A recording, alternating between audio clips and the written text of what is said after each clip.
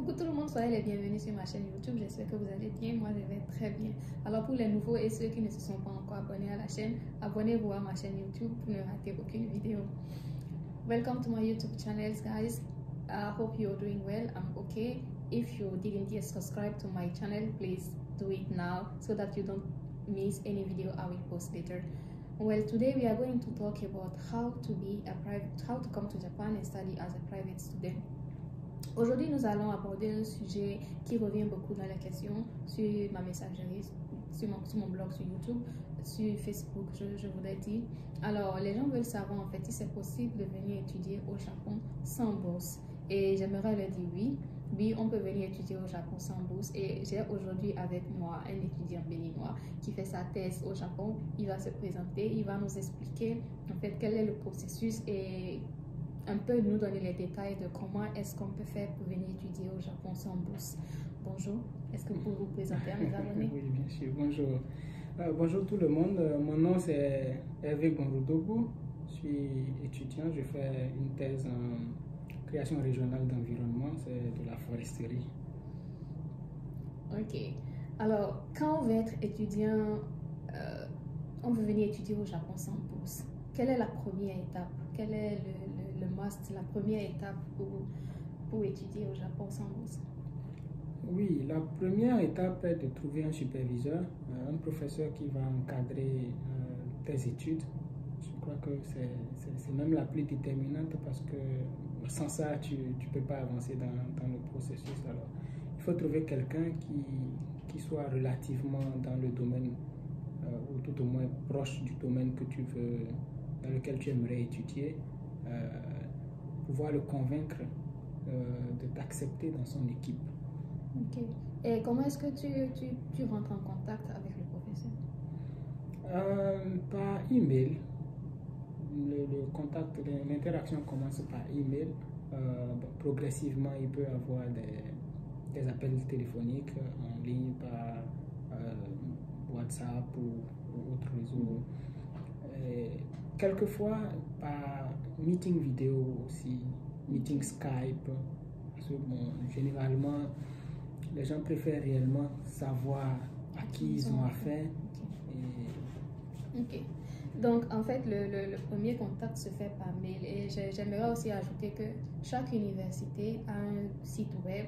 Et au niveau du site web, tu as la possibilité de voir la liste des professeurs, quel genre de recherche ils font, quelle est leur activité, quel est leur domaine. Et au niveau de la liste, on peut avoir accès aux emails. Donc, on consulte la liste, tu vois le professeur qui est le plus proche de ton domaine et tu peux lui écrire par mail un mail détaillé qui donne vraiment les détails sur toi, ce que tu aimerais faire, quel est le genre de recherche que tu aimerais faire dans son équipe et tout. Well, I just try to translate in English what we talk about now. So, Harry is just studying his PhD in forestry, environment creation management, I don't know, anyway, something like that. He's doing his PhD in Japan since 2 years now, and he said that the first step when you want to come in Japan as a private student is to contact a professor who will become maybe later your supervisor. And to contact the professor, you just do it through a mail. And I want to tell you guys that each university have a website, and you consult the website. You have a list of professors, their field, what they are working on, and you can also find their mails. So depending on what you want to work on, you write to the professor, to the right professor, and you write a detailed email, you know, stating the object of your mail and all the things. And then after that, you start talking. If he's interested, he feel like okay, he want to work with you, you guys will start talking maybe through mail or later through WhatsApp, Skype and all these things. Well, alors quelle est l'étape suivante après être entré en contact avec le professeur? Oui, l'étape suivante est le processus d'inscription dans l'université en question. C'est la prochaine étape. Alors, pour cette étape, déjà, pendant les discussions, il faut avoir tous les dossiers prêts parce que c'est quand même un peu dommage d'être finalement accepté dans une équipe et avoir des ces retards ou de ces ralentissements dus à la disponibilité de telle ou de telle autre pièce pour l'inscription. Mais la prochaine étape, c'est l'inscription dans l'université. Okay, the next step after you contact your supervisor is to, you know, apply to the university. There is many application forms that maybe the professor will send to you. Then you get ready your academic transcript and your diploma, all these things that the university may need. Get it ready so that when they ask it, you'll be able to send it. Et alors après l'étape d'inscription, est-ce qu'il y a genre des tests ou quelque chose comme ça à faire? Oui, bien sûr. Après l'étape d'inscription, il faut, ou sinon même ça fait partie du processus de l'inscription, il faut passer des examens. Dans le cas du PhD, il s'agit d'une série de présentations. Donc, on présente l'étude précédente, c'est-à-dire le master. On présente aussi le protocole. Bon, disons que j'ai omis cette étape-là parce qu'après la prise de contact, après avoir discuté avec le professeur, après avoir eu son aval pour continuer, bien avant le processus de l'inscription, il faut discuter du protocole avec le professeur. Le protocole en général, ça donne les grandes lignes et les motivations de l'étude que tu aimerais conduire.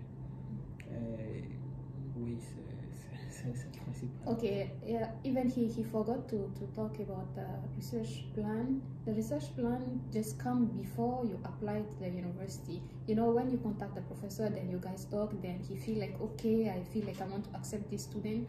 You discuss about your research plan. In your research plan, it's what you want to do. Which kind of research you want to do, what is the main line, what is the main subject you want to talk about in your research, and that's the research plan is very important. So after you apply to the university, there is some entrance examination you have to do, and for a PhD it's a presentation, a PPT, a PowerPoint presentation of about 40 minutes that you have to present your master thesis and then your research plan to other professors, not only to your supervisor, I mean your future supervisor, but to other professors. And then after that step of presentation, there is a discussion, TA session. They will ask you a lot of questions about your research, about I mean mainly to know if you know what you're talking about and if you are able to conduct the research properly. And then after that, there is an interview. Et qu'est-ce qui se passe au niveau de l'interview?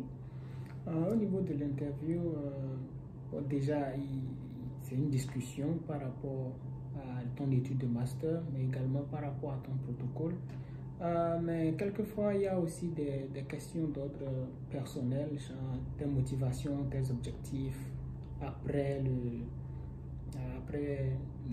avoir soutenu ta thèse, dans mon cas. Mais également, d'autres sujets un peu plus personnels. Pourquoi le Japon? Qu'est-ce que tu attends?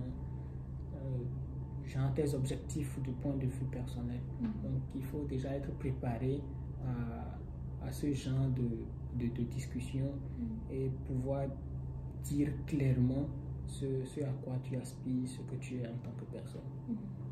Well, after the presentation, you will have an interview. They will ask you questions maybe about your thesis, about your research and other things. But they may also ask you questions about your private life, because you are coming well as a student, but they will not be supervisor for your research, but they will be responsible to you as a person. So they may ask you your private question, like what is your objective? What do you want to do after the PhD? Why do you choose Japan, for example? And all these questions. But make sure that you're able to answer to all the questions they may ask you. You know, just show them that you know what you want to do, you are able to do it, and like you are an old grown man, you know. Yeah, just don't act like a childish. It's not good anyway.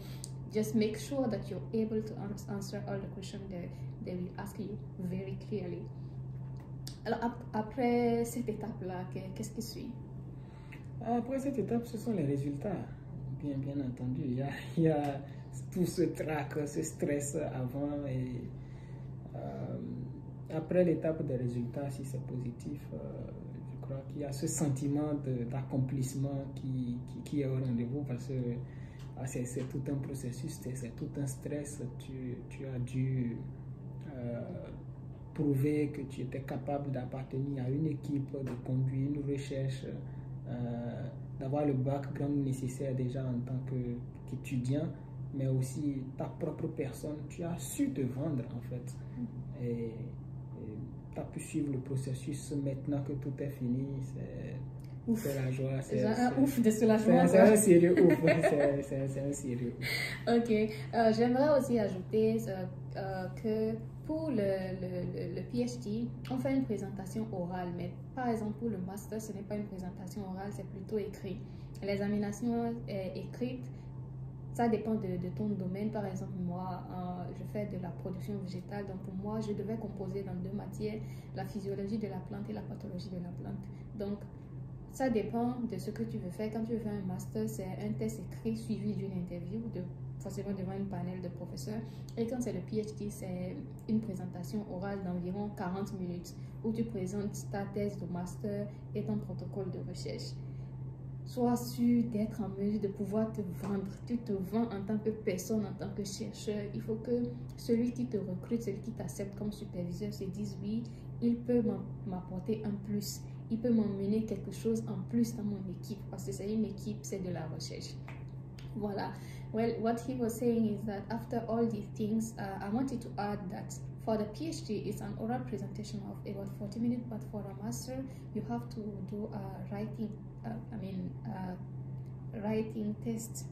It will depend on your field. For example, for me, I'm doing vegetable science, so I had to write, have exam in 2 field, like plant physiology and plant pathology.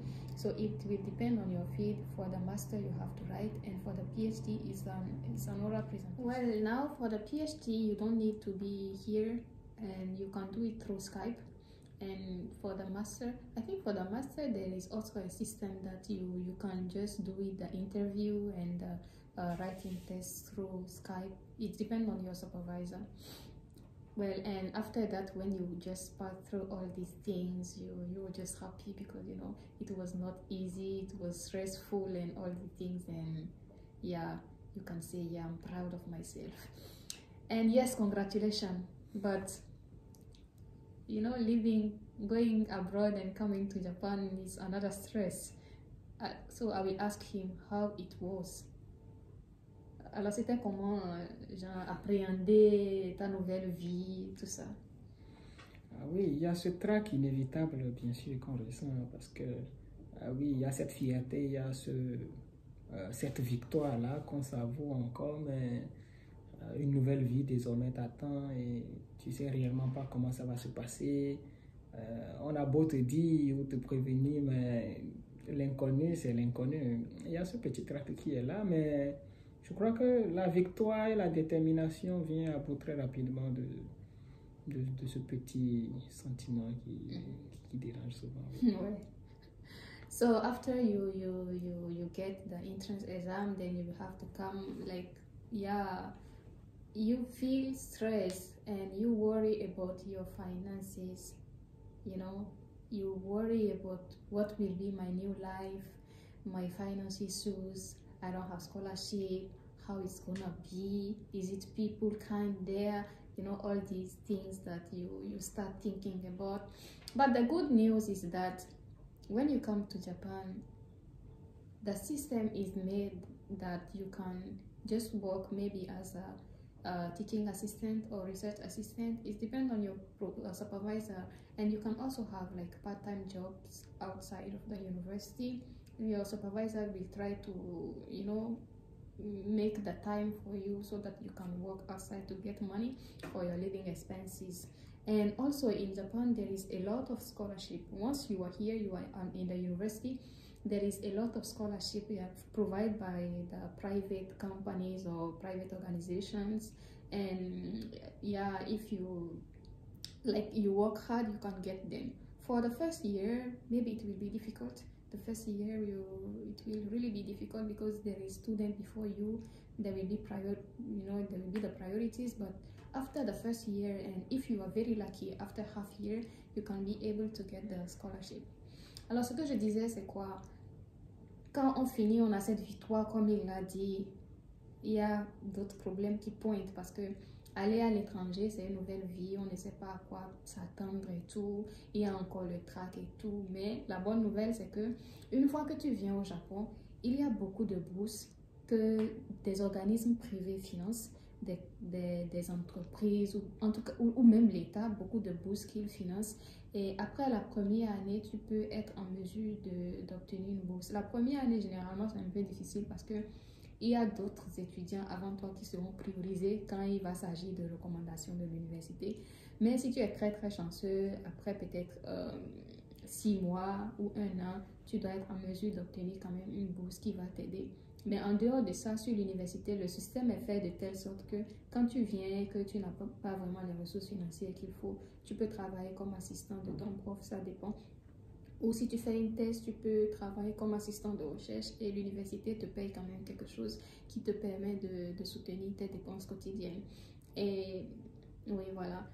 Donc, il n'y a pas vraiment trop de soucis à se faire. Et bon, aujourd'hui, avec le corona, c'est un peu compliqué, mais normalement, même en dehors de l'université, il y a des petits boulots que tu peux faire pour gagner de l'argent.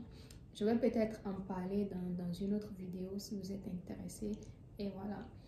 Bon, je vais demander à Hervé de nous dire son dernier mot pour qu'on puisse finir cette vidéo-là. Oui, je dirais déjà du courage. Le plus dur, c'est de prendre la décision, mais une fois qu'elle est prise, hein, je crois qu'il faut juste aller de l'avant, contourner les obstacles l'un après l'autre et tout se passera bien, tout se passera bien.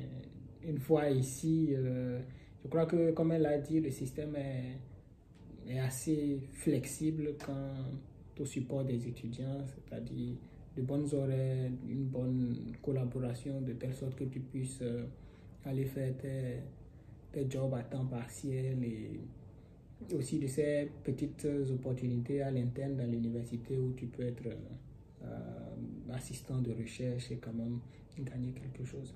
Mais au-delà de ça, je crois que quand on sort de son propre pays, je crois que tu es désormais un représentant, tu es désormais une image. Les gens verront ton pays à travers toi. Alors, il faut réellement donner du soi, vendre son pays, parce que, oui... Quand tu fais une erreur, on va dire c'est un Béninois, c'est un Béninois, les Béninois, ils sont nuls. Et voilà. Et bon, c'est normal, c'est naturellement comme ça. Quand quelqu'un ne connaît pas un milieu, la personne lit ce milieu-là à travers toi. Alors, il faut réellement faire attention au message que tu passes. Et je crois que c'est le plus gros point. The most difficult one is to take the decision. Once you take the decision, then I think you'll be able to go through it. And we just wish you guys good luck. And thank you for watching this video. And don't forget to subscribe to the YouTube channel, not to miss the next videos. Thank you so much. Merci beaucoup de nous avoir suivis. Si elle vous a plu, alors je suis contente. Si vous avez des commentaires, des questions, vous pouvez les laisser en commentaire ou vous pouvez m'écrire sur mon blog Facebook. Je répondrai à vos questions. Et n'oubliez pas de vous abonner et de partager la vidéo. Merci beaucoup et à bientôt.